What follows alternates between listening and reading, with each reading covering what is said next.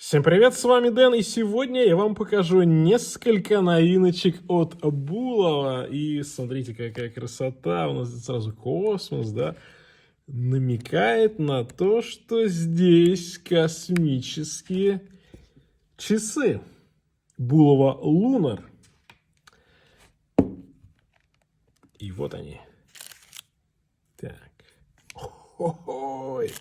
Новинка, которая вышла буквально там месяца 2 назад, с необычным, прям я бы сказал, даже неожиданным цветом циферблата. И да, на рендерах они хороши, но вживую, вот это красиво. Слушайте, ну, на рендерах подумал, что, ну, возможно, немножко неоднозначно. Все-таки лунные часы, и, казалось бы, классика должна быть черная, должна быть матовая, а здесь в таком красном цвете. И Булова назвала эту модель, а это их классический пилотский хронограф, лунный именно, они назвали его «Кровавая луна», Blood Moon.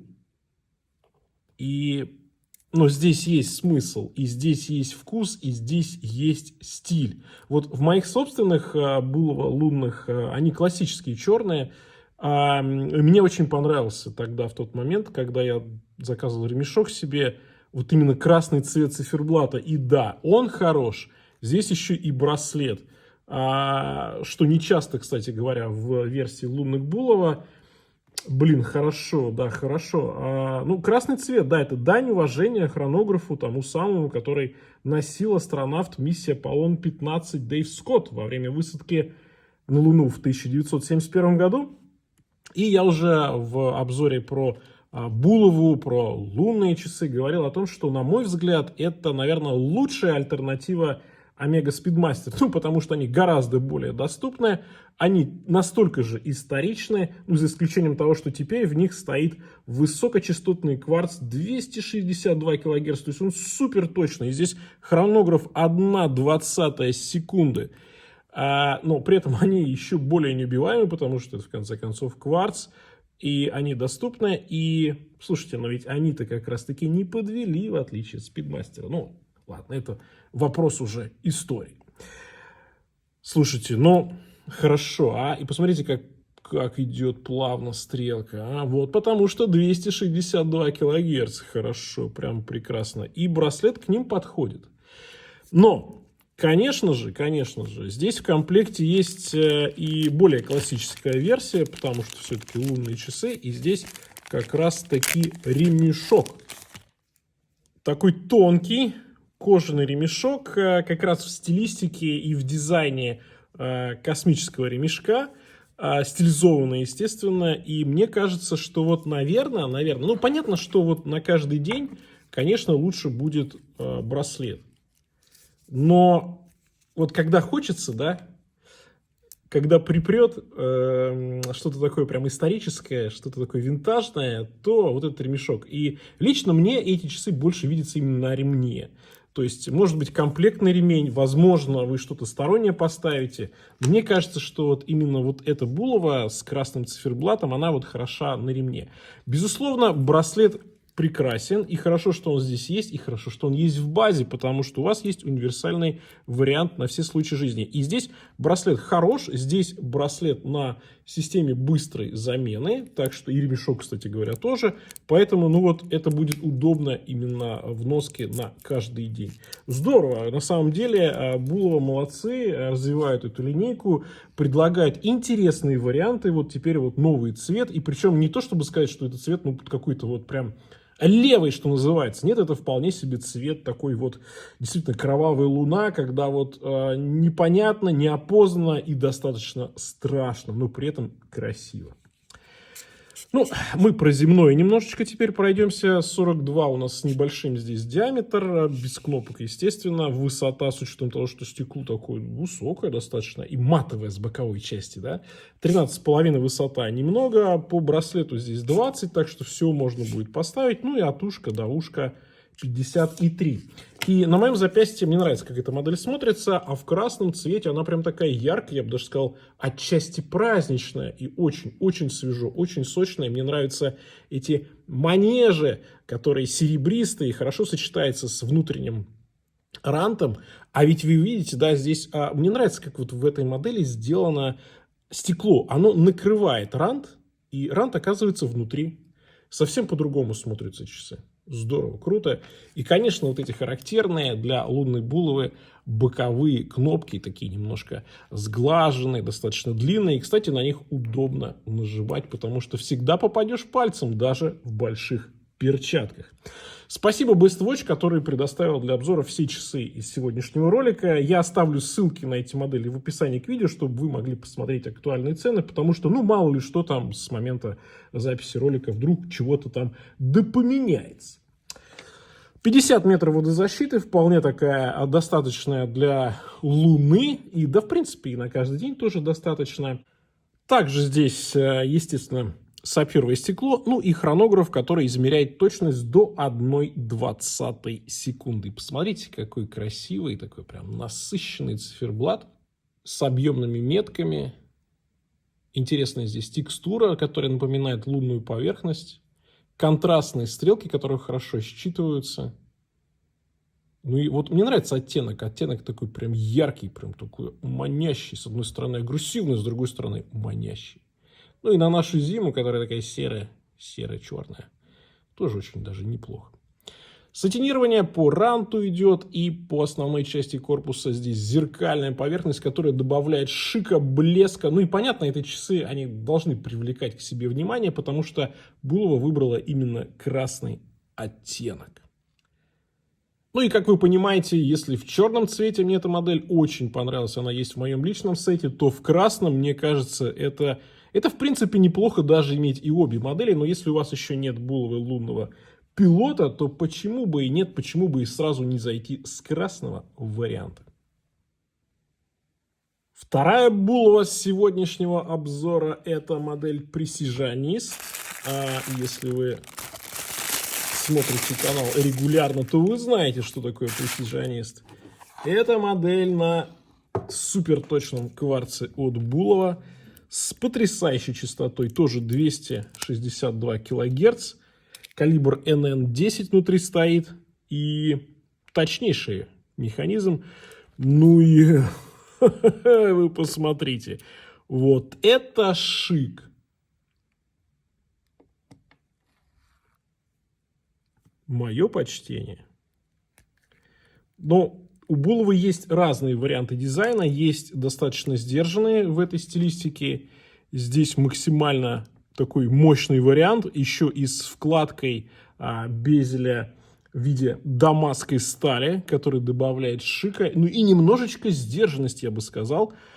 Ну, версия с золотистым PVD, конечно, это круто, да. И посмотрите, как плавно идет секундная стрелка. Просто невероятно. Стрелка хронографа идет, как будто бы это механика. А на самом деле это сверхточный кварц. С точностью до 0,01 секунды.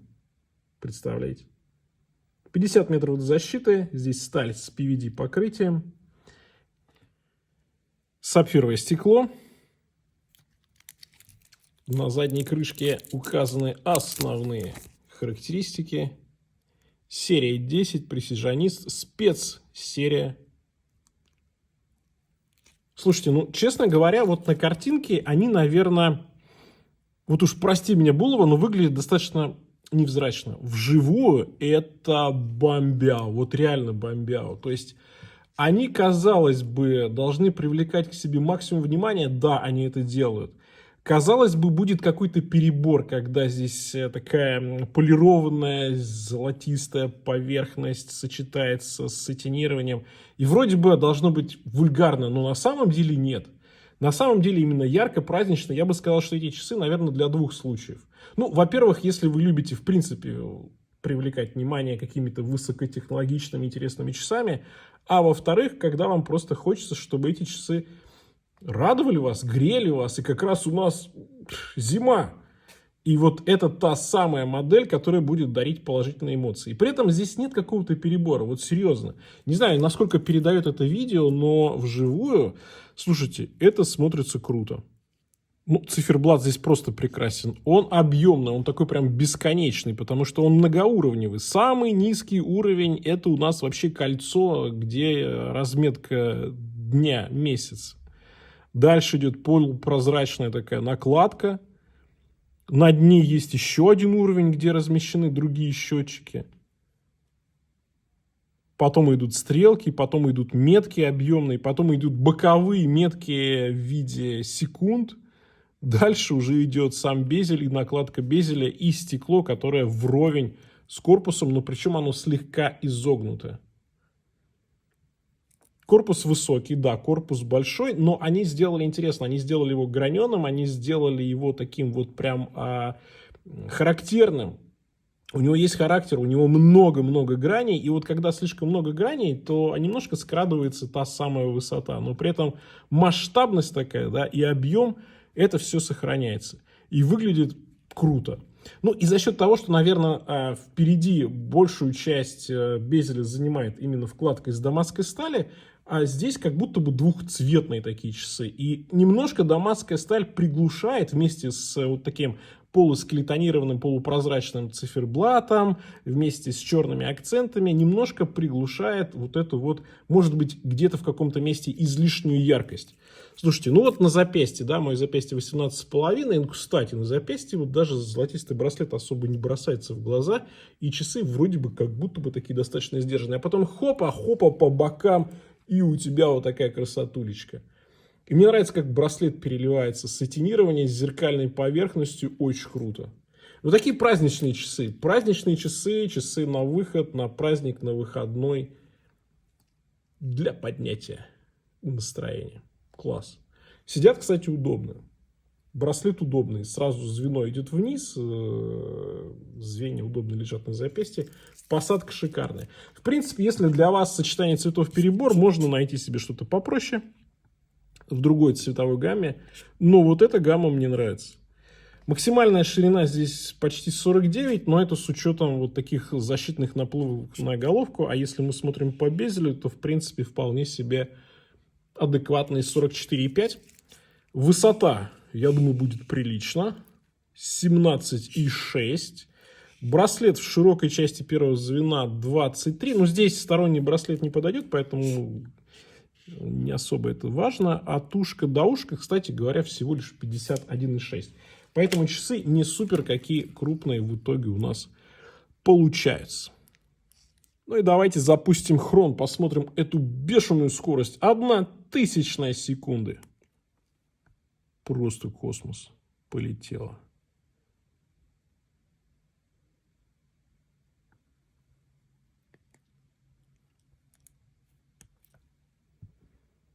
Да, Булова дает, конечно, уже высокие технологии. Ну, что скажу по итогам. Но сначала мы, конечно, с вами посмотрим вес, потому что это немаловажно с этими часами.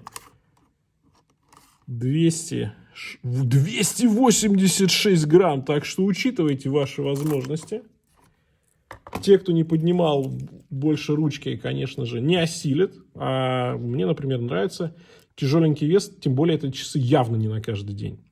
Так вот, ну, если говорить про модель, то, безусловно, характеристики на высоте, и здесь супер крутой механизм. Понятно, что дизайн классный, но именно такая цветовая гамма, она, конечно же, не для каждого. В принципе, вы можете посмотреть другую. Эта версия, она вот такая прям, чтобы вот прям разносить всех. Чтобы было видно, что батя зашел в здание, и у него точнейший калибр. Ну, короче говоря, модель на любителя. И главная звезда сегодняшнего видоса — это, конечно же, Акутрон, который снова в России. И да, это, конечно, вещь, слушайте. Ну, это модель SpaceView 2020. Про цену даже говорить не буду, потому что очень редкие часы. И с момента выхода этой модели, конечно, ценники улетели просто в космос, как лунный пилот от Булавы. Это электростатические часы. Здесь сдвоенные турбины, которые вращаются тогда, когда вы носите эти часы.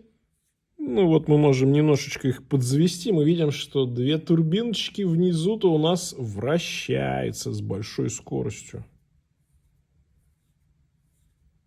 Ну и когда вы носите, они тоже также подзаряжаются сравнимо примерно с ротором, да, в обычной механике. Так вот, эти две сдвоенные турбины вращаются при носке часов, а заряд используется для питания парой двигателей. Один электростатический, кстати говоря, да, для секундной стрелки. Вот у нас секундная стрелка идет, она движется абсолютно плавно, так же, как и камертонный предок как раз-таки модели Акутрон. Ну, а второй двигатель отвечает за часовую и минутную стрелку, и точность месячная плюс-минус 5 секунд в месяц. В месяц. Тут уж, конечно, можно сказать и про то, что сапфир здесь купольный, что 50 метров водозащиты, что стальной корпус и браслет, но мне кажется, это не важно. В этих часах самое важное – это историчность, это дизайн, и это, конечно же, вот эта уникальная, неповторимая технология. Такие часы, безусловно, это коллекционная вещь. Конечно, кто-то их носит каждый день, но в основном это та вещь, которую люди будут хранить десятилетиями, потому что, ну, это уникально, это частичка истории часовой, истории прогресса часового, что особенно важно, наверное, сейчас, да, в 24 году, в 25 году, когда, ну, часы уже превратились, наверное, из повседневного аксессуара, измерителя времени в некую частичку вашей индивидуальности и частичку, конечно же, истории, если о чем есть поговорить. А с Акутроном всегда будет о чем поговорить. Здорово, да. Недаром, кстати говоря, на американском рынке потрясающей популярностью пользуются Акутрон, и старые модели, и новые модели. Это здорово. Я приветствую такую ситуацию, потому что это говорит о том, что людям интересна история часов. И тут даже, знаете, как-то вот измерять уже даже пошло выглядит, но придется померить. 43. Высота приличная, высота 15,9. Ну, каждый день эти часы в любом случае никто не носит. 22 по браслету и от ушка до ушка. Сколько там получается? 48,5. Мое запястье 18,5, если вдруг кто пропустил.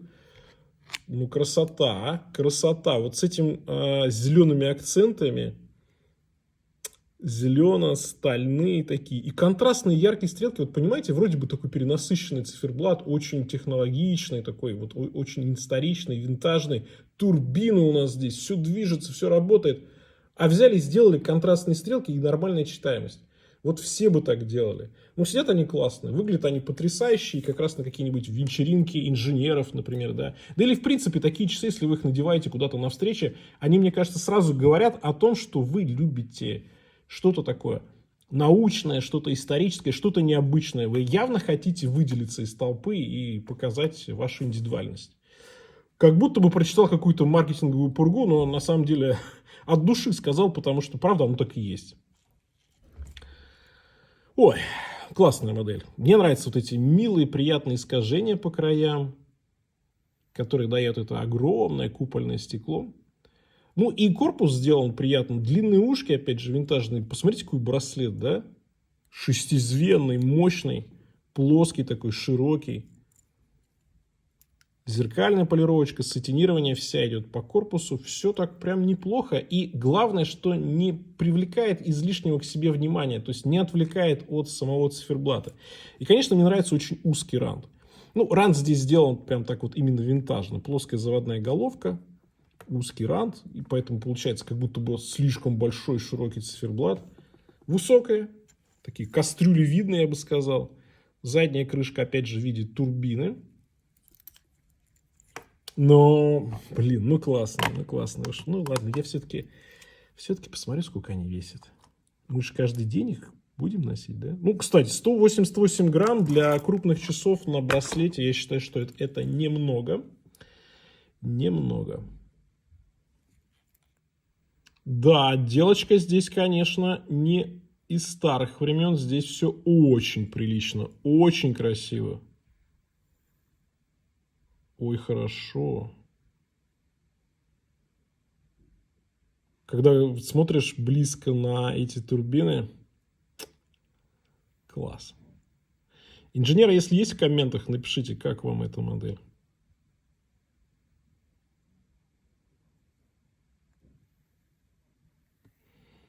Потрясающе. Слушайте, ну, действительно, можно на это смотреть постоянно, завораживает, и это классно. Наверное, будет странно говорить, что эта модель не для каждого. Понятно, что она не для каждого и по смыслу, и по цене. Я все равно вернусь к своему первоначальному мнению. Мне кажется, это именно коллекционные часы. И те часы, которые вы будете носить время от времени и которые действительно будут хорошо отражать вашу индивидуальность. Ну что ж, вот такие 3 модели сегодня в обзоре. Напишите, какая из них вам больше понравилась. Может, какие-то ваши есть коллекции уже. И что еще из Булавы показать на канале. На этом у меня все. Всем пока. С вами был Дэн. Увидимся.